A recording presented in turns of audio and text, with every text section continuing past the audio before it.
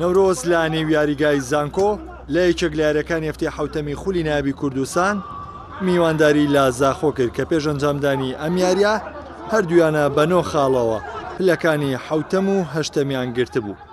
نەورۆز با سەرەتایەکی باش دەستی بە یاری کرد.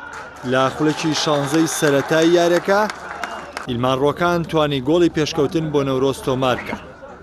لە دوای تۆمارکردنی گۆڵەکەش لە ڕووداوێکی نەخوازراودا دیلمان بەوەی بەرکەوتنی لەگەڵ گۆڵچیانەی زاخۆ لە هۆش خۆی چوو. با پەلەش گەیەنرایە نەخۆشخانە و دواتر چارەسەری بۆ کراو یاریگای بەجێشت. یاری بەردەوامی هەبوو، گێمی یەکەمیش تەنها بەو تاقە گۆڵا با کۆتات. گێمی دووەم با پێچەوانەوە زاخۆ بە هێرشەکانی دەستی بە یاری کرد.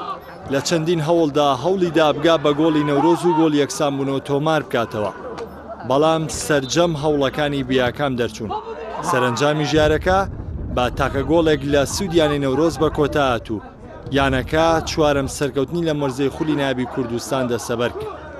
راستی فريق ما حمي جحيرم حمي شباب خلق الزاخونه اما محتاج لاعبون ما لعبش فريق مكه من دسي لاعبك فريق مكه مهاجمك بوش ودسي وسطك ودكشمين فريق ما حمي شباب من اخر خلق الزاخونه فريق ما بوش بيرجع قال قولش ما شو راستي بس ما قولنا هذا الحمد لله توفيق بس رب العالمين وسبوز بخدم عبنا روز انا خوش فريقه الحمد لله سبوز بخدنا والله بيگومان سه خالی زور گرنگ بو ایما بم سه خالات چینه چی برچیو تو امن پلکانی پیشو نزیک بینو و لاسیار زارنگان راضی نتونه جمیدو مما کمک شاینو بوی احتفاظ بنتیجه کو بکن والله الحمد لله سه خالی میاره زور گرنگ بو اتوانم بلم شتیش احتیاجیه ما تشکو یاری زارنگان من تێکەڵاوە هەم خیبرێتیایە هەم یاریزانی شەباب و تازیتیایە ئەمەش هۆکار واکە هەنێک ڕێتمی خۆمان وەرەگرین باشە چینە ناو یاری و هەنێک یاریش مستاواکەمانێتە خوارەوە بەڵام برنەوەکە ئەتوان بڵێم زۆر گرنگ.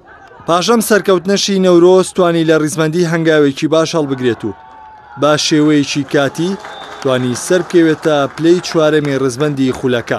بەم شکستەشی یانەی زاخۆ بە شێوەیەکی کاتی دابەزیە پلەی 9.